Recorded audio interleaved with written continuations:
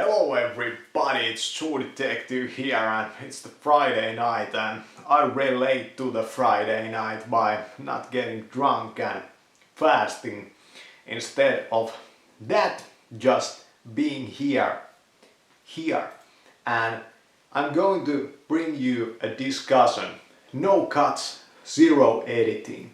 Just me in this moment and relating to the world around me. And the big question of the night, if the world is going to shit, should we believe it? Well, I'm reading this book, Into Africa, and it's from the 1800s. You know, the world was quite a shit back then. Should we believe it? If it's shit right now, it's going to be shit tomorrow. It hasn't changed much. Oh, that's at least what they tell us. Should we believe it? Well, I'm gonna say that the world is actually quite big. It's actually quite big. The planet Earth is related to your own size without any means of transportation. It's so big that you wouldn't be able to get to the next city. In complete honesty, your ability to move in this world, just your own natural ability, I mean walking or even with a bike, is so small, the radius of it. You take a car, you drive through Finland, it's going to take about, it's like 15 hours, the whole scope of Finland from one point to the absolute end of it. It's going to take maybe 24 hours or something like that. One state in the United States is the size of Finland. So even Finland is a big country. I mean, in terms of your own size. With a car, what about a plane? Well, as you understand, means of transportation don't change your size. So if the world is going to shit, what does it really mean? It means that where shit happens, it gets transported more easily, long distance time. And you know, it gets transported there even if it doesn't land there. That's why it seems like it's such a shit. Actually, it's most likely not this way. There's a lot of areas on planet Earth still that are quite fine. I'm sure of this. But what defines those areas is that the prospects of surviving there or maybe the interest of actually being there are so slim. People don't go there. Even in Finland, even in this town, there are areas where people flock to and there are areas where very few people go to. And I wonder why. And I go in my mind sometimes that the best places seem to be those that nobody wants to go to.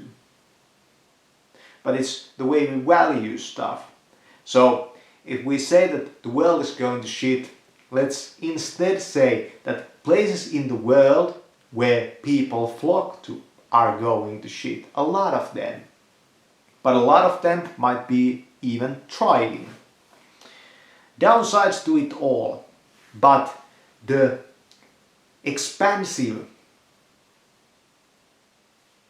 messaging, bringing forth pictures out of there to your screen to bring you that shit, you know, like you're there experiencing that shit. That didn't exist back in the days. This was the time of, was it the 1800s? There was writing, you know, black and white photography. Yeah, stories. Of course, some of those might be true. And I wouldn't want to travel to Africa.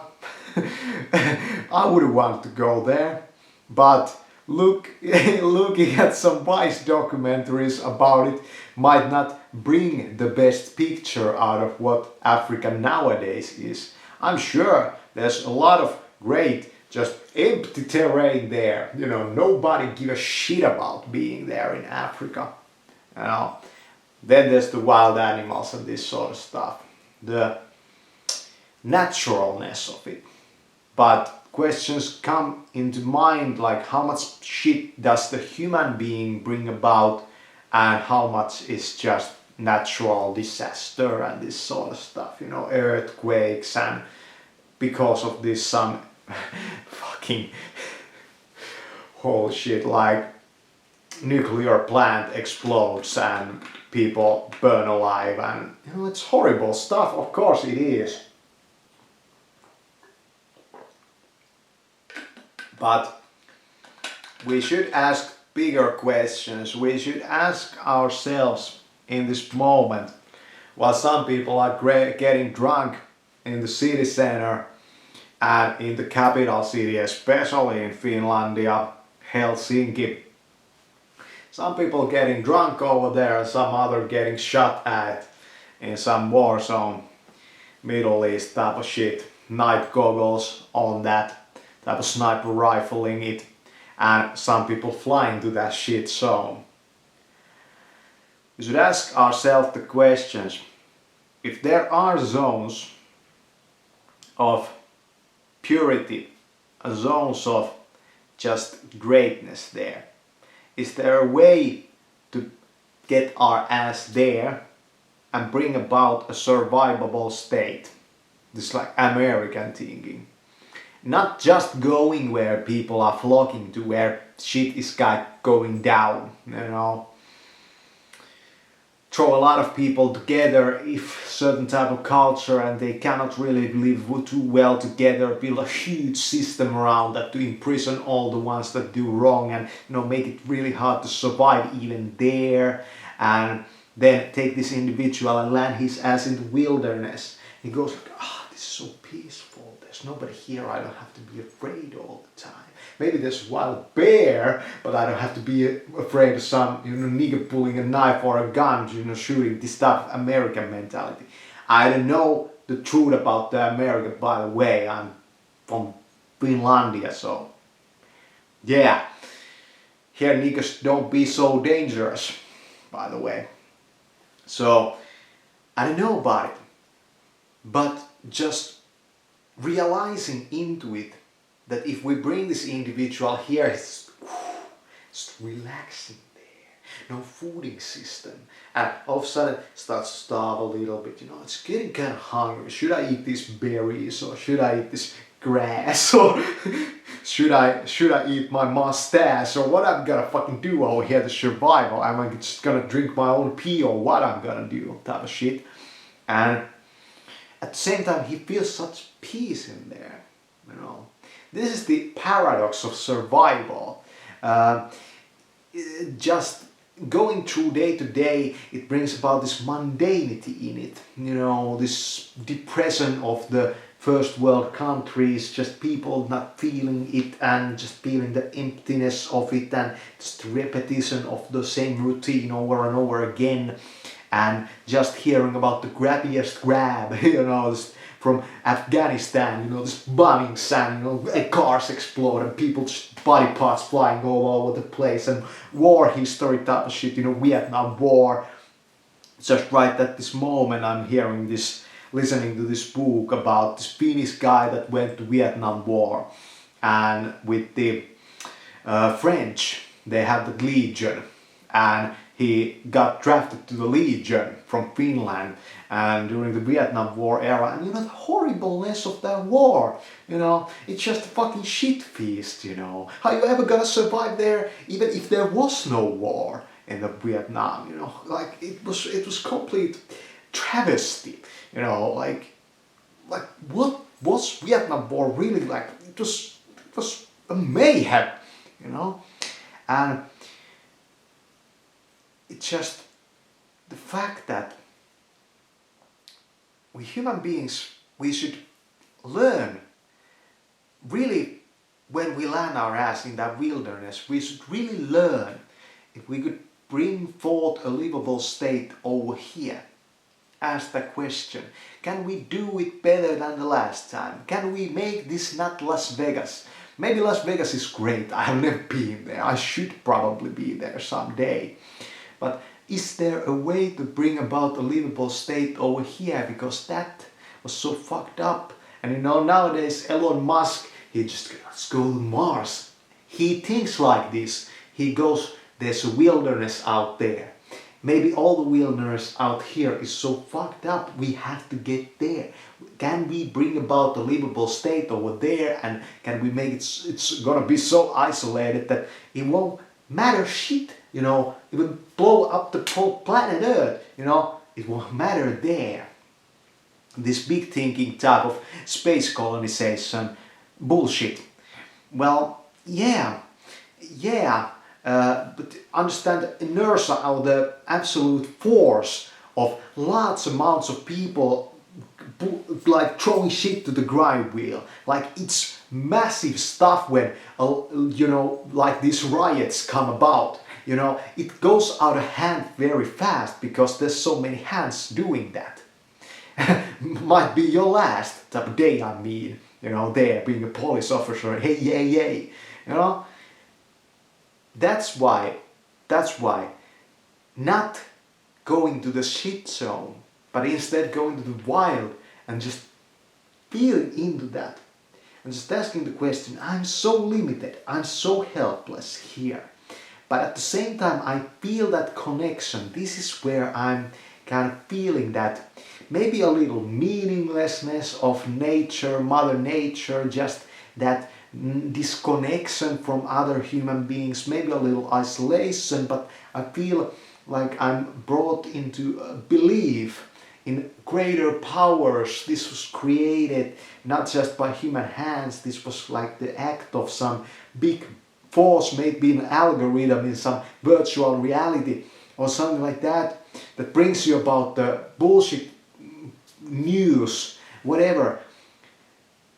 This was created by something big, you know, it came about through something big and I'm conscious of that. Can I bring about a livable state over here? That's a mentality of a revolutionary, you know. It's not going to the unlivable society that has been, you know, built and built and built and built and thinking that you can even save that. You know, in Finland, I have said this to my Finnish audience, that we are getting into such a dire state in Finland that it can no longer really be saved. A massive inertia of that force, of like the group force going in that direction, the only way it could be saved maybe is through some major disruption to the system of it. You know, it's a systemic problem creating real human consequences, real human suffering. And somebody going to the wilds in Finlandia, very hard maybe to survive there, but there are people that have done it. It's possible to survive, but are you, from at least me, from this state of mind, I go to some wilderness type place and I feel like, you know, how are you gonna survive over here? You know, there's no water, there's no food, there's no shelter. Do I have to make some fire? You know, that sort of stuff. Of course, I could make a fire. Of course, there's probably a way to survive, but is that kind of worth it? That's not a livable state. So I believe that with all the power, with all the systemic kind of learning, and with all that, we should be able to package it and take it somewhere. And that's what Elon Musk is kind of thinking when he says that we should go to Mars. He's thinking about packaging the best of the system and taking it there. And that's kind of what I'm going over here, but at the same time we have to bring about a new order of things. It cannot be the same as it used to be. And in our own life we can model kind of like a miniature model of that better state, or cherry pick out of the system. I'm gonna take this instead of that bullshit and see the effect of it and figure out, can there be a livable state over here? I've said this maybe in the past, that your own room is maybe the only worthwhile place in the universe. You know, it might be the most holiest place in the universe, your own room, because there you're the king, you're the one that chooses what it's going to be. Of course, nowadays hugely society inspired and marketed and that kind of stuff. But at the same time, there's something there that you have control over, where nowhere else you have. That miniature, that microcosm, can you bring that forth into the bigger world out there? And can you take the best of that, not just move, to another apartment in the same kind of shitty system that you live in? Can you bring that forth and being completely powerless on it on your own? The reason why you have to live in a system. Somebody asked in the comments, well, why do you live in a society? Because in Finlandia it's almost impossible to fucking survive without the society. How are you gonna eat? There's almost nothing to eat in Finnish nature. There's some berries there. You would need weapons to kill animals. You would need to make fires. You would need a hut. You would have to build that. How are you gonna get water? Finnish water, even in nature, is not gonna probably be very clean. It's very cold in Finlandia. You get freezing. You need clothes in Finlandia, great ones. You have to protect yourself hugely, and there's maybe not so much some harms or some dangers as in some other countries with big ass spiders and these beasts that tear you apart. Well, there's bears over here, but it's not an easy survival situation in Finland even then. And yeah, so it's because I live in a society, because it would be a complete pain in the ass to build it myself, because I would never be able to do it I would never be able to do it on my own.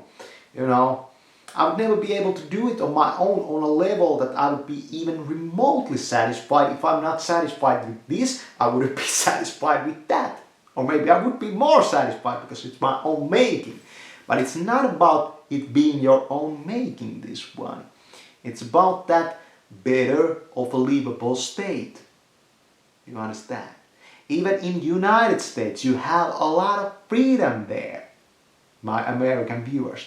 There's a way, probably, that even in the most shitty type of whatever ghetto, there's has to be a way. And that should be the Malcolm X type of dream, that we bring a port to the fort, that livable better state. It might be a 5-person group going to the wild and figuring it out. And this is the level of leadership and kind of governance of it. When you call in that helicopter, hey, drop us some supplies. Let's build that shit. Let's build the first of it. Let's hit the start button on that. And that starts a movement. And from that movement, this bullshit that we are experiencing, the collectiveness of it, where all dots connect and you have this world view where it seems that the whole world is shit. That's where that starts. It starts from the first helicopter. From those 5 guys going out there might not be enough, but when you bring what the system had there, it starts from there. You start to build a little village or something like that, and that's the concentration of the new shittery shit. And it's gonna just pummel down. It's just, something's gonna go down there. Because the same forces cannot be avoided. Because that's the force that created that shit. That was a weak ending. But some films even have weak endings. Maybe you could make it into a film, make it Hollywood or something like that. If we can't make this for real, then make it a video game or something like that. There's a lot of those survival video games, you know, zombies and this sort of stuff. But that's the carnage that's gonna happen when the crumbling down happens. Even before that, we should think about, can we build a better livable state? Yeah. Thanks for watching.